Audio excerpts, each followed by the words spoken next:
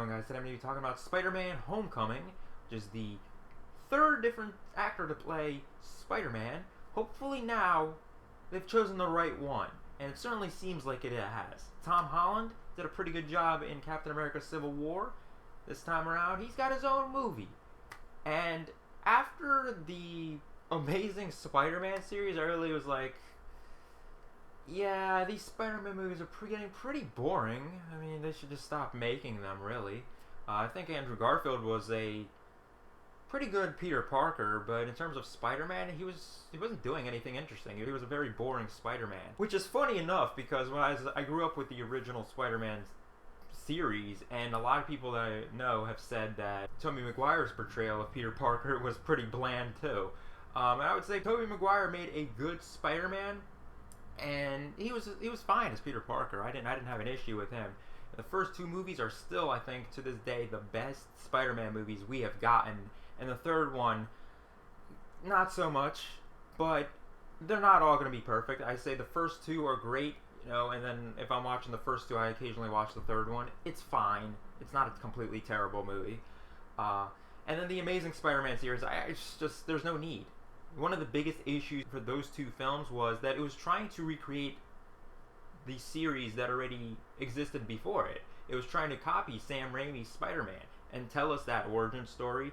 It's like, we have already seen this movie, you're doing it 10 times worse, why are you making this movie? And finally, Spider-Man Homecoming realized this and was like, okay, let's give people a different Spider-Man. It's a different side of Spider-Man. He actually looks like he actually goes to high school, and Tobey Maguire looked like he was 30 years old and he was in high school for some reason.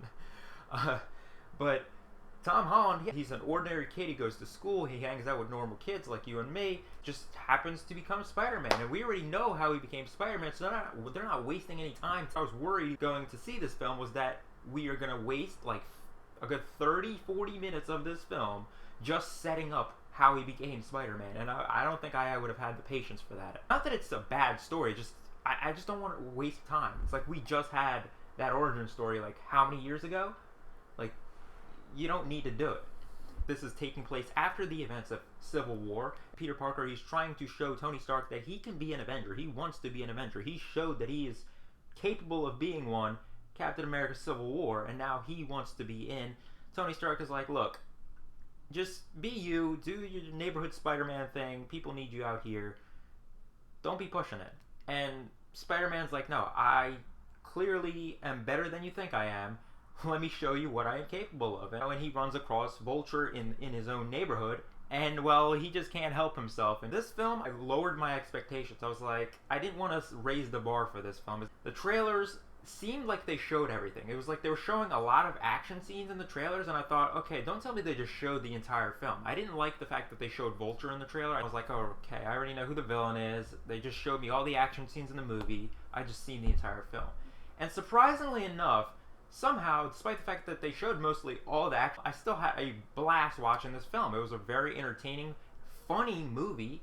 Once I saw how funny this film was, I'm like, you gotta get Deadpool and Spider-Man together in one movie. You have to do it. That would be awesome. Because we finally have some humor in this film, because the Amazing Spider-Man movies are bland, not funny, uninteresting. There's nothing going on with that film. Finally, we got one of the best adaptations of Spider-Man that we've ever gotten, if not the best. The villain is actually pretty good. I thought Michael Keaton as the Vulture was going to be something I was going to be worried about, because Michael Keaton, like, one minute he wanted to play the Vulture, then there were rumors that he was like, nah, he wanted to leave, he didn't want to play the Vulture anymore, and I'm like, I don't know. I was skeptical about him playing the villain. He just didn't seem like the guy who would make a good Vulture, but he was actually surprisingly a really good villain. For the most part, all the characters I really liked. Not a whole lot of issues with this film, which was something I wasn't expecting, because I really was surprised on how good it was, because most of the action scenes that they show in the trailer are all of the action scenes that you get. They show you that when he's on top of that plane, when he's holding that ship from falling apart. They show you literally all the action scenes, but somehow this film still manages to impress you and make you have a lot of fun watching it, which is not something that every movie can do.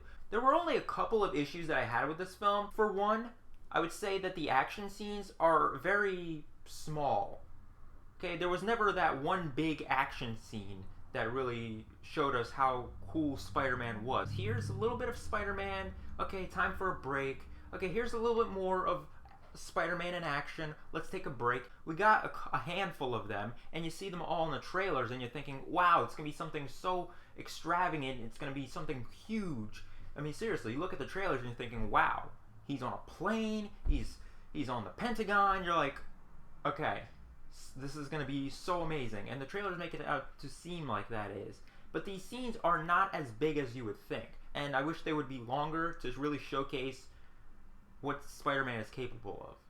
Also, the twist that they do with the villain, I've seen that before in other movies. In fact, the original Spider-Man did the same thing. So it just felt like a very familiar third act. But aside from that, I really can't say there were that many issues with the film. When I was sitting there in theaters, I was thinking, this might be the best Spider-Man movie. But then I was thinking, you know, he's not really Spider-Man yet. He's just getting into the habit of being Spider-Man. And I gotta say that the action scenes in the first Spider-Man, especially the second one with Doc Ock, have been far superior than, just are a lot more entertaining and can't really compete with this film. But this film's a lot of fun to watch.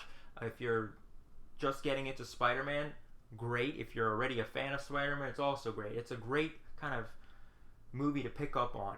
Amazing Spider-Man, you know, it was just trying to remake Spider-Man. This is trying to just continue the Spider-Man saga without having to remake anything. Okay? The original Spider-Man trilogy was good enough as it is. It's just that it ended. The third movie wasn't received pretty well, and I guess Sam Raimi just didn't want to continue making them. And now, since we're doing this whole extended universe, we need Spider-Man in here. And I think that it was a great idea not to start over again and just continue it right where we left off. We already know who he is. Now tell us more. How does he become an Avenger? Because they were nowhere even near talking about Spider-Man becoming an Avenger or being involved with any other superheroes in the original Spider-Man series. So I'm glad that we got this film. It exceeded my expectations, that's for sure. And for that reason, I'm going to be giving Spider-Man Homecoming a B+. A lot of fun to watch. If you haven't seen it or you're having doubts, don't. Just go see it in theaters. So yeah, that's my review of Spider-Man Homecoming. If you like this video, do give it a thumbs up down there on the bottom. If you have any thoughts about Spider-Man, the original, this new Spider-Man, if you have seen it, comment your thoughts down below in the comment section. And if you haven't subscribed to the channel, please do so down below as well. And I'll see you guys next time for more unboxings, reviews, and movie news.